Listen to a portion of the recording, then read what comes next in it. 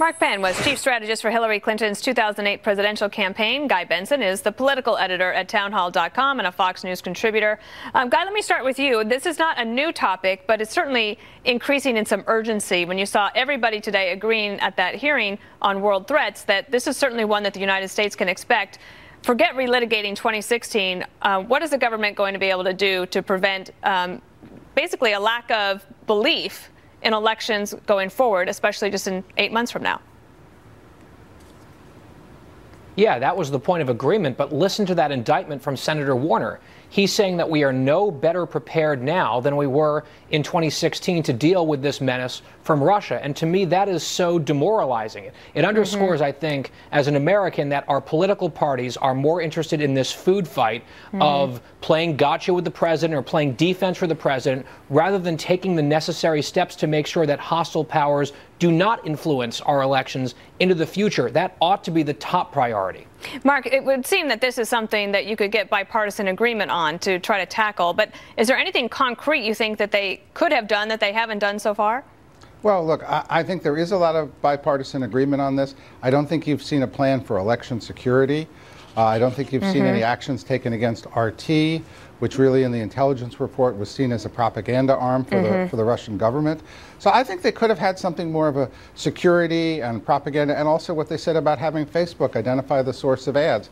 All those things could be done. Look, our democracy is strong. Yep. I think Americans are more informed on virtually anything today than ever before, so let's keep this in perspective. Yeah, I agree with that too. All right, let me take it back to politics for a minute. Why don't you listen to the minority leader, Chuck Schumer, and what he talked about last night in Kentucky. And we do know that in off-year elections, it's often a referendum on the president. But our mistake, I think, you cannot just run against Donald Trump. And it is the job of we Democrats to put together a strong, cohesive economic group of proposals aimed at the middle class and those struggling to get there. Mark, some Democratic pollsters are starting to sound the alarm. President Trump's approval ratings are certainly improving in the last 2 months, and Chuck Schumer went on to, you can see it there, up to 44%, which is pretty much where President Obama was for a lot of the last 4 years of his presidency. Chuck Schumer also said that he wants Democrats to focus on issues like affordable college, rural broadband, and child care. Is that going to cut it? Well, look, I couldn't agree with Senator Schumer more. I think Democrats win on their issues that matter to real people. I think he left health care off that list because I think Democrats had a big win. I think if you see it on health care, child care, all of these key issues, I think this could be a really strong message for the Democrats. We need one like that now. Right, because, Guy, certainly the Democrats have shown that they have enthusiasm when they're agitating against President Trump. But if you don't have something you are for, then it gets harder. And the Republicans have something to talk about, which is certainly the tax reform bill. And also they point to their favorite nemesis, former Speaker and Minority Leader Speaker Pelosi. And I don't think she's going anywhere. No, I think Pelosi is a rhetorical punching bag for the entire Republican Party, and for good reason. She's deeply polarizing and unpopular with the American people.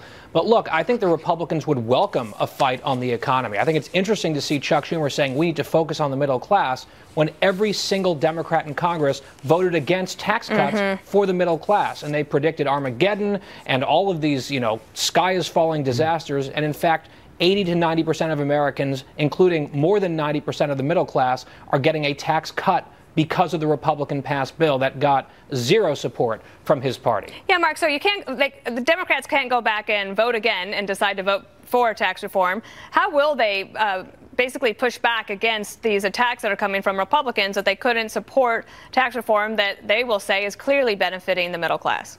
Well, as you know, in politics, once something's done, it's more off the table than on the table. So I think the best strategy for Democrats is, look, we've got these tax cuts. They're in place. They in many ways constrain the ability to secure Medicare and Social Security. But what are we doing about health care, education, child care? those are issues that you never hear Republicans talk about and that they can take straight to the middle class. So, yeah, to that point, Guy, what are the Republicans going to be able to talk about that they will be doing in the future? They're going to talk about immigration this week, but without a reconciliation process for the rest of 2018, it's probably unlikely that any big major legislation will get passed. So it's a long time between February and November. Yeah, I think that's right. And Republicans have tied their own hands with this budget deal that busts all these budget caps and puts us on an even more unsustainable fiscal path. And I think that's a problem for the Republicans. As a conservative, I have an issue with it. I do think it is a challenge, though, for Democrats to talk about health care cohesively as a party, because they are very divided on what to do on the issue. Half of them want to defend this failing Obamacare mess for which they are primarily responsible, and half of them want to impose this $30 trillion Bernie Care socialized health care program, and they're not really exactly sure, A, how to pay for that, and B, if they want that to be in their platform. I think that's a divisive issue among Democrats. Well, certainly, right before the State of the Union, a poll that I think we had here at Fox News showed that health care is definitely on the minds of all voters, Republicans and Democrats, so everyone better get a policy and a message. Mark Penn and Guy Benson, who is surrounded by a lot of books today. Thank you for joining me. Yes, I'm a reader.